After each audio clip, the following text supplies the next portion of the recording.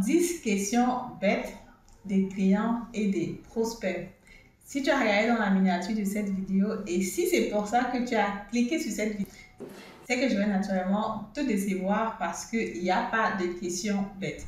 Mais il y a quand même des questions qui sortent de l'ordinaire. Il y a des questions qui m'ont souvent frappé que les clients, que les prospects me posent. Et dans cette vidéo, j'ai comme ça envie de partager avec toi. Peut-être c'est une question que tu te poses souvent. Ce sont les questions qui reviennent et j'apporte comme ça des éléments de réponse.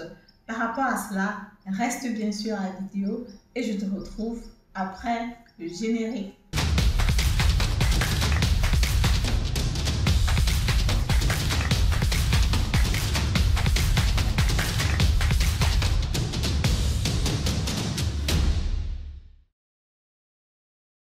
Alors, salut à toi, si tu ne me connais pas encore, mon nom c'est Madeleine Intedem, je suis agent immobilier en Allemagne selon le paragraphe 34C, conseillère financière certifiée selon le paragraphe 34I. J'accompagne des personnes qui veulent investir sur l'immobilier en Allemagne. Je trouve aussi des financements sur le bien immobilier à des taux d'intérêt irrésistibles. Si toi tu veux savoir comment ça se passe, tu peux me contacter. Les informations sont en barre de description. Pour l'immobilier que je fais aussi au Cameroun, les appartements meublés sont prêts. Tu peux comme ça passer à Yaoundé, c'est dans le quartier Arala, où mon équipe est là pour te recevoir. Là, tu peux regarder quelques images et si tu es intéressé, contacte-nous tout simplement sur le numéro de téléphone qui s'affiche. Voilà, alors dans la thématique d'aujourd'hui, je vais donc parler comme ça de 10 questions, voilà, on va dire, qui sortent du commun que les personnes me posent souvent. J'avais déjà fait une autre vidéo dans ce sens où je parlais des 10 questions générales qui reviennent souvent. Si tu as raté cette vidéo-là, je te la mets encore en commentaire ou alors là au-dessus pour que tu puisses regarder parce qu'effectivement, tu as comme ça à travers ces vidéos-là déjà des informations capitales pour investir sur l'immobilier. Alors, on va commencer donc avec la première question. C'est une question que j'ai eue récemment d'une cliente avec qui j'étais justement chez le notaire en janvier de cette année. On a commencé avec l'accompagnement, je pense que c'était quelque part en fin novembre. Cette question-là m'a vraiment touchée et m'a aussi amusée en même temps parce qu'elle m'a dit, ok Madel, j'ai le financement, j'ai visité le bien immobilier, mais seulement si la banque fait faillite. Pour moi, c'est tout simplement une question terrible parce qu'effectivement, en Allemagne, une banque qui fait faillite, c'est vraiment difficile, quoi. Je ne veux pas dire que c'est impossible parce qu'on ne le sait jamais. Mais pour qu'une banque vraiment fasse faillite, il faut que le système économique déjà ne fonctionne pas. Je sais qu'on a souvent vu l'année passée, par exemple, aux États-Unis, des choses comme ça. Mais c'est dans le domaine justement des startups ou des levées de fonds ou voilà, je ne sais pas trop quoi. Mais une banque vraiment qui est établie en Allemagne pendant des années et qui te valide un crédit par rapport à une période de temps. Si la banque fait faillite, je pense que c'est possible, mais pour que la banque fasse faillite, il faut peut-être, je ne sais pas moi, que le pays soit en guerre, que rien ne marche, que l'économie s'effondre complètement, quoi. Donc, mais sinon, si les choses sont en train de marcher normalement, à mon avis, il n'y a aucune raison pour qu'une banque qui est déjà établie sur le marché pendant plusieurs années fasse faillite. La deuxième question, c'était justement de poser la question de savoir, Madeleine, qu'est-ce qui se passe si par exemple j'achète chez le notaire, avec le vendeur on a signé, mais après la signature, le vendeur n'est plus pour une raison ou pour une autre. Voilà, on ne sait pas, ça peut arriver, on tape le bois, personne ne veut que ça arrive, mais ça peut arriver qu'au moment de la passation de biens, le vendeur n'est plus là, quoi. Qu'est-ce qui se passe en ce moment-là? Ce qui va se passer justement, c'est que le vendeur justement aura peut-être des bénéficiaires ou des héritiers, des personnes qui vont pouvoir parler en son nom. Et là, la transaction va continuer avec ces personnes-là.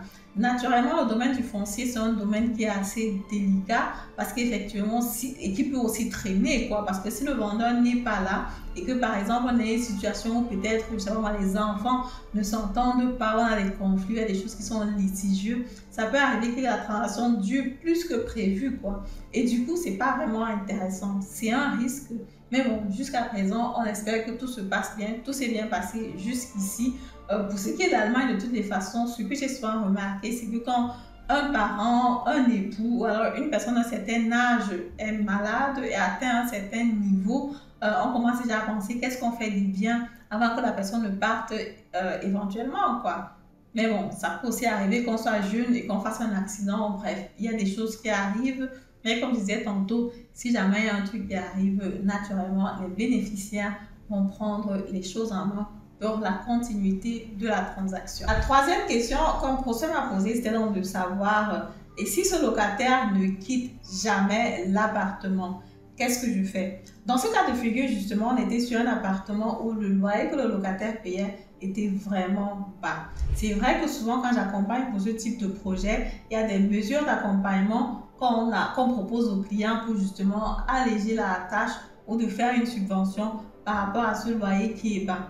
Mais si peut-être le locataire ne quitte pas l'appartement parce qu'effectivement, ce n'est qu'en ce moment-là que tu peux vraiment mettre le loyer à jour, quoi. Tu peux mettre le loyer dans le prix au mètre carré comme ça se fait dans la zone. Mais si par exemple le locataire ne quitte pas et que tu as seulement la possibilité de profiter des 20% tous les 3 ans, qu'est-ce que je peux bien te dire? Je ne sais pas. Personne ne sait. Il y a des locataires qui vivent, je ne sais pas moi, 6 mois dans l'appartement et ils partent. Il y en a qui vont rester longtemps. Il y en a qui ne vont pas, qui vont rester moyennement longtemps. Bon, c'est qu'il y a souvent ce que tu peux voir sur l'âge de locataire, quoi. Mais même jusque-là, on ne peut vraiment pas dire de façon pauschale. On peut juste imaginer que, ok, si tu es une jeune fille dans un appartement, peut-être elle va se marier, elle va faire des enfants, elle aura de plus d'espace, elle va sortir. Si tu es un retraité dans un appartement, il y a de fortes chances qu'il va rester plus longtemps. Comme aussi ses enfants peuvent décider, ok, maintenant le papa ou la maman va aller dans un centre des personnes âgées et finalement la personne ne reste plus aussi longtemps que ça. Donc du coup, c'est pas quelque chose qu'on peut vraiment savoir à l'avance. J'ai par exemple accompagné une de mes clientes sur un bien immobilier où effectivement la personne qui vivait dans l'appartement était retraitée et qu'on se dit ok, la personne va rester encore vraiment longtemps dans l'appartement. Et ça n'a pas été le cas, quoi. 6 mois après, la personne n'était plus dans l'appartement. Donc il y a des décisions familiales qui se prennent, il y a des choses qui se passent. On ne peut pas savoir 100% à l'avance. Ce que je dis toujours, c'est que tu sois, quand tu es propriétaire, arrange-toi toujours à faire tes augmentations de loyer de façon consécutive parce qu'effectivement, quand ton loyer est à jour, tu n'as pas de difficulté pour vendre le bien immobilier. Et comme je disais tantôt, même quand le loyer est bas, ce que nous faisons, ce que nous proposons toujours des mesures d'accompagnement pour que le client ne se sente pas délaissé. La quatrième question qui me revient souvent, c'est que voilà Madèle, ça c'est vraiment la spéculation. Et si le bien immobilier ne prend pas en valeur, qu'est-ce que je fais? Pour les biens immobiliers que je te propose, je peux déjà quand même te donner une garantie que le bien immobilier va prendre en valeur. Pourquoi? Parce que je me réfère sur les années précédentes. Qu'est-ce qui s'est passé sur le marché? Quel est le type de prise en valeur qu'on a eu? Quel est le type de prise en valeur que moi-même je propose? En général, je propose toujours des biens immobiliers dans les zones où moi-même j'ai investi, donc je sais vraiment ce qui se passe dans ces zones-là. C'est vrai que je ne vais pas dire que la prise en valeur va être la même chose comme dans les années 2020 où on avait par exemple 2015, avant 2020, donc de 2010, 18, 2019, on avait vraiment les prix qui flambaient rapidement. La prise en valeur était vraiment énorme et rapide pendant cette période-là. Je pense qu'il faut pour les prochaines années savoir on va réduire un peu, mais ce ne serait pas aussi grave que ça. Et c'est ce que je fais toujours avec mes clients. Je fais un calcul toujours qui est assez conservatif parce que après, quand la prise en valeur est plus énorme que ce qu'on avait calculé, naturellement le client est content et c'est ça mon objectif. La cinquième question, et si le bien immobilier tombe, là je parle par exemple des biens immobiliers qui sont très hauts, si le bien immobilier s'écroule ou si jamais on a un séisme et que le bien immobilier s'écroule complètement, qu'est-ce qu'on fait? Là, il va falloir regarder avec l'assurance parce qu'effectivement, tous les biens immobiliers ici en Allemagne ont une assurance. Maintenant, il faut regarder dans les détails quels sont les types, quels sont les points que cette assurance-là va couvrir. Est-ce que l'assurance-là va couvrir le cas, par exemple, d'inondation, de séisme, catastrophe naturelle? Est-ce que c'est inclus à l'intérieur, oui ou non? C'est ce qu'il va falloir regarder dans les détails pour répondre à la question parce que sinon, comme ça, je ne peux pas te répondre. Ça va dépendre des biens immobiliers, ça va dépendre des polices d'assurance.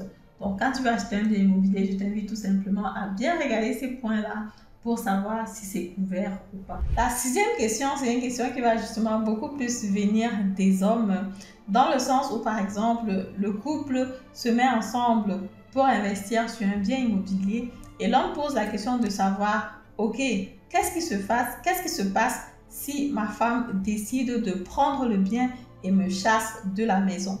Voilà, là c'est aussi vraiment une question qui est difficile pour moi à répondre parce qu'effectivement, je ne suis pas vraiment dans vos histoires de couple, donc je ne sais pas exactement comment ça se passe.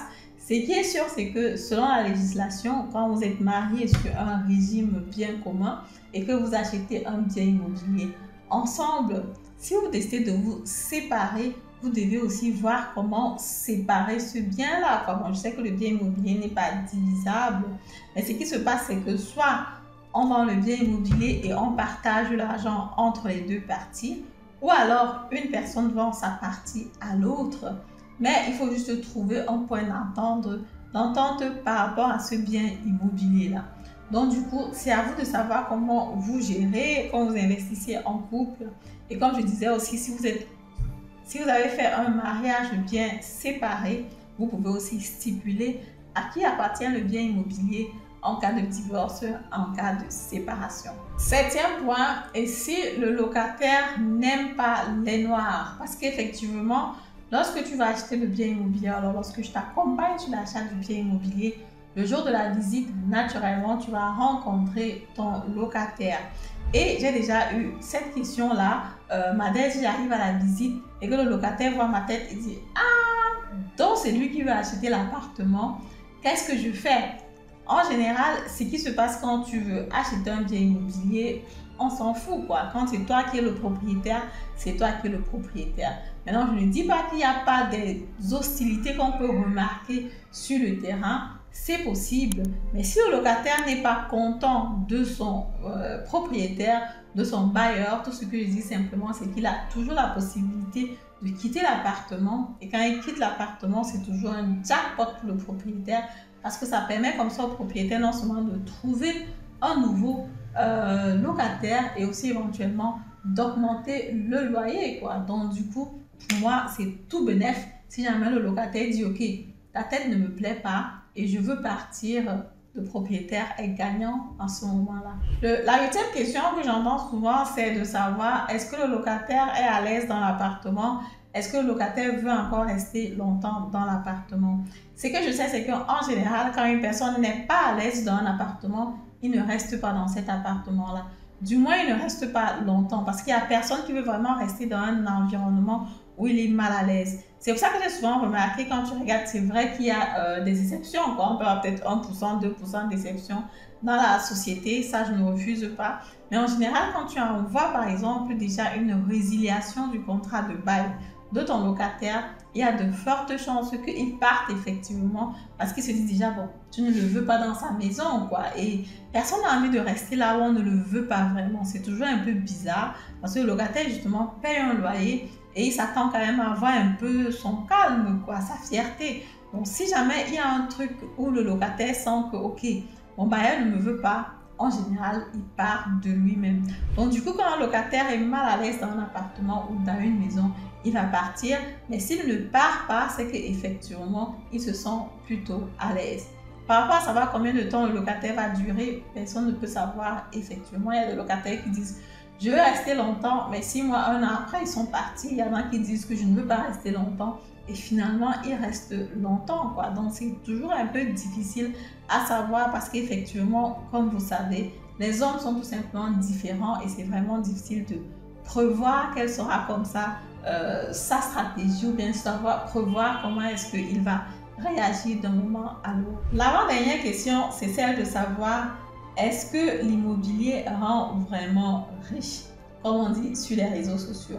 C'est vrai quand on parle de riche, c'est toujours voilà, une connotation qu'on va dire ce n'est pas absolu parce qu'effectivement, pour mes tantes qui sont éventuellement au village, elles vont te dire que oui, Madel, elle est riche. Mais je pense que pour quelqu'un comme Jeff Bezos comme ça, ou comme Mark Zuckerberg, je ne suis même pas encore au niveau où on peut parler de richesse. Donc du coup, la richesse, c'est quelque chose de vraiment individuel. C'est chacun qui sait à quel moment il peut penser qu'il est riche ou qu'il peut penser qu'il a le nécessaire pour vivre, etc. quoi. Donc, je pense que l'immobilier donne quand même une certaine assurance, une certaine certitude dans le sens où tu peux vraiment garder de l'argent dans l'immobilier et que l'immobilier prend en valeur au fil du temps, quoi. Avec l'immobilier, tu as une certaine flexibilité, tu as un investissement qui est sûr et qui va aller sur le long terme de génération en génération. Riche à tout prix, je ne sais pas trop, ça dépend de chacun, chacun a sa définition de ce terme-là. Il y a des personnes qui vont avoir un bien immobilier et qui sont satisfaits, il y a des personnes qui veulent un parc immobilier avant de s'arrêter. C'est à chacun vraiment de savoir individuellement ce qu'il veut. La dernière question, c'est donc de savoir, Madel, quand est-ce que la banque va payer au vendeur? Madel, la banque paye quand? C'est une question que j'ai eue récemment d'un de mes clients avec lequel j'étais chez le notaire en décembre, parce qu'effectivement, pour tous ceux qui me suivent, chaque fois que je vais chez le notaire, je fais une publication. Et le mois de décembre 2023, c'est un mois qui était hyper chargé avec des validations chez le notaire. Donc du coup, là, vu qu'on est déjà en février, il s'impatientait, quoi. Il me disait, bon, Madel, je n'ai pas encore... Pourquoi est-ce que je n'arrive pas encore à entrer en possession de mon bien? Effectivement, quand tu signes chez le notaire, tu dois attendre que le notaire te donne l'autorisation de payer. Tu dois attendre que le notaire te dise, ok, j'ai tout vérifié. Actuellement, tu peux demander à ta banque de payer l'argent au vendeur. Avant ça, rien ne se passe, quoi. Et du coup, le client était déjà un peu dans l'impatience et me disait, ok, Madel, quand est-ce que la banque va payer pour que je puisse entrer en possession de mon bien? Je lui ai dit, mon cher ami, comme on avait dit chez le notaire, tu es obligé d'attendre jusqu'à ce que le notaire valide que tout est OK avec le bien immobilier. Et ce n'est qu'en ce moment-là que tu peux donc demander à la banque d'effectuer le versement, parce que sinon tu peux verser l'argent au moment où il ne faut pas et c'est toi qui perds en ce moment-là. Voilà, je suis donc comme ça arrivée au terme de la vidéo. Dans cette vidéo, j'ai abordé comme ça les 10 questions, on va dire, sordides que je reçois souvent des clients, des prospects. J'ai voulu partager avec vous dans cette vidéo. Si la vidéo vous a plu, je vous invite comme ça à me mettre un pouce en haut, commentez la vidéo, dites-moi le point qui vous a le plus marqué ou que vous avez trouvé le plus intriguant. Vous pouvez aussi me suivre sur mes autres plateformes Facebook, YouTube, Instagram, TikTok. Et moi, je te dis à très bientôt pour la prochaine vidéo. Au revoir.